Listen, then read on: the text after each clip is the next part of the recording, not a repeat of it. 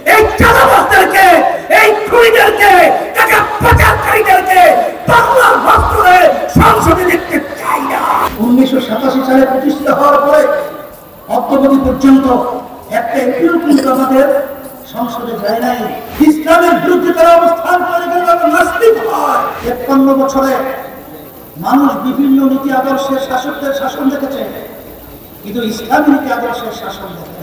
আমরা আওয়ামী লীগ, বিএনপি, জাতীয় পার্টি শত্রু নয়, কিন্তু যারা কি আমাদের এই দেশকে নিয়ে ক্ষমতার লোভিয়া, যারা আমাদের বাংলাদেশকে ৫বার চোরের দিক থেকে ফাঁস বাড়িয়েছে, এই চাঁদাবাজদেরকে, এই খুনিদেরকে, টাকা পাচারকারীদেরকে বাংলার বাস্তবে সংসদে দেখতে চাই না। 1987 সালে প্রতিষ্ঠিত হওয়ার পরে অদ্যাবধি পর্যন্ত একটা এমপিও কিন্তু আমাদের সংসদে যায় নাই। কারণ এই দুর্নীতিবাজ, চাঁদাবাজ, খুনিদের সহযোগিতা আন্দোলন কখনোই ওরা আমাদেরকে পারিয়ে সেই হিসাবে ক্ষমতায় যাবে সেই যুগান্তর দিবে। ইসলামের বিরুদ্ধে তারা অবস্থান করে নাস্তিক হয়।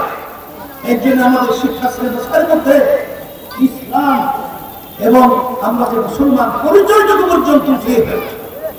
৫ই আগস্ট, জুলাইয়ের কিছুদিন এই দেশের ঘটনা ঘটে গেল। হাজার হাজার মায়ের কোল সন্তান হারা হল, হাজার হাজার পঙ্গুত্ব বরণ করলো, ৫০০ মতো তাদের জীবনে আর কোনদিন আলো দেখবে না, চক্ষু হারালো। আমি সেদিনকার আজকে বাংলাদেশের চিকিৎসায় তারা ভালো হচ্ছে না, বিদেশে পাঠিয়েছে, তাদের সঙ্গে কথা বলেছে। তখন তারা বলেছে তাদের অবস্থান সোনার ঘরে চোখে পানি রাখা যায় না।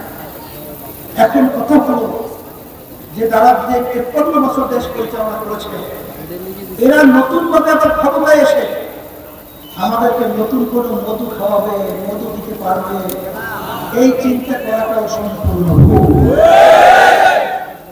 এই জন্য আমি সতর্কতা আহ্বান জানাবো। ৫৩ বছরে মানুষ বিভিন্ন নীতি আদর্শের শাসকদের শাসন দেখেছে, কিন্তু ইসলামী নীতি আদর্শের শাসন দেখে।